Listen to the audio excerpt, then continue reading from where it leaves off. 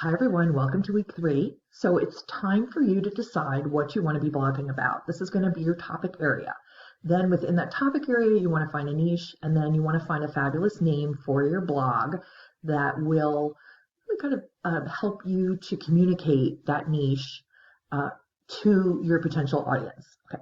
So your blogging area could be travel.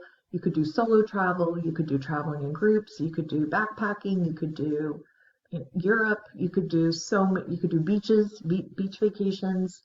You could do food. You can do cooking on a budget in a dorm room or an apartment.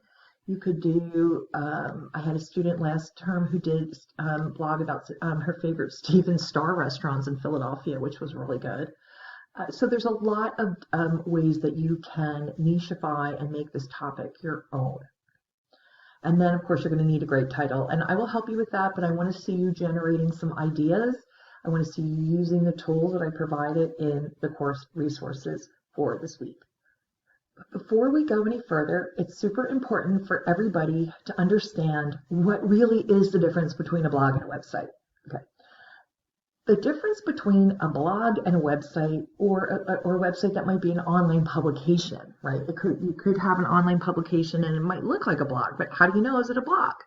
I'm going to tell you how to know if it's a blog. Now, not everybody knows this or follows this, okay? So that's why on some of the lists, even some of the lists that I have in this unit, you're going to find blogs that I wouldn't necessarily consider a blog for purposes of a top blog analysis assignment.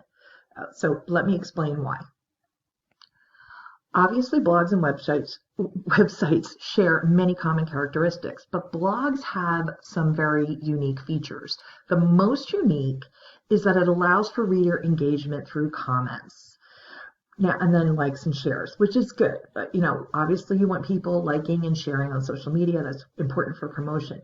But it's really this commenting. It's the ability to comment and interact with your reader or your reader with you. That is what makes a blog because a blog is social media. Okay, so just like Instagram is social media, right? A blog on a WordPress or a Wix platform is it's a social media tool as well. So something like Instagram is going to be a microblog, and then what you're going to create would be like a macro blogging. Okay, so microblogging are short posts.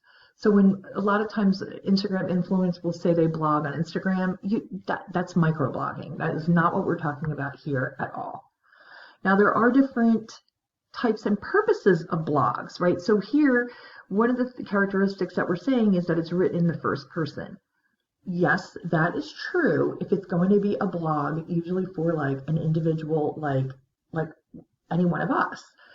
Let's say we have a passion, we want to start a blog, we know what our topic is, and we just really want to express and share something about ourselves to the world. Or we might be doing that, and we might also have a goal of monetizing the blog at some point in the future, which we'll talk about later. Like, how do you monetize a blog? And there's a lot of different ways to do that.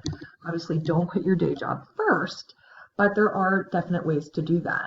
So you can, just as a person, start a blog if you're publishing on a regular schedule, if you're using links, if it's pretty accessible online for free, searchable in search engines, and the posts are with the most recent content is highlighted. That's a blog. But a business-to-business blog or a business-to-consumer blog is probably going to be a little different. But as long as it still has the ability for comments, right, and the content that is most recent is the one that's highlighted, it does fit into our definition of a blog.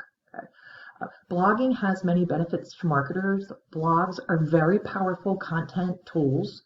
They're very good for supplying other kinds of information and engagement from like a business to another business or a business to a consumer. So they're probably going to have maybe multiple authors on some of them. Like let's just say the Home Depot blog might have like 3 or 4 people who are blogging and adding content to it.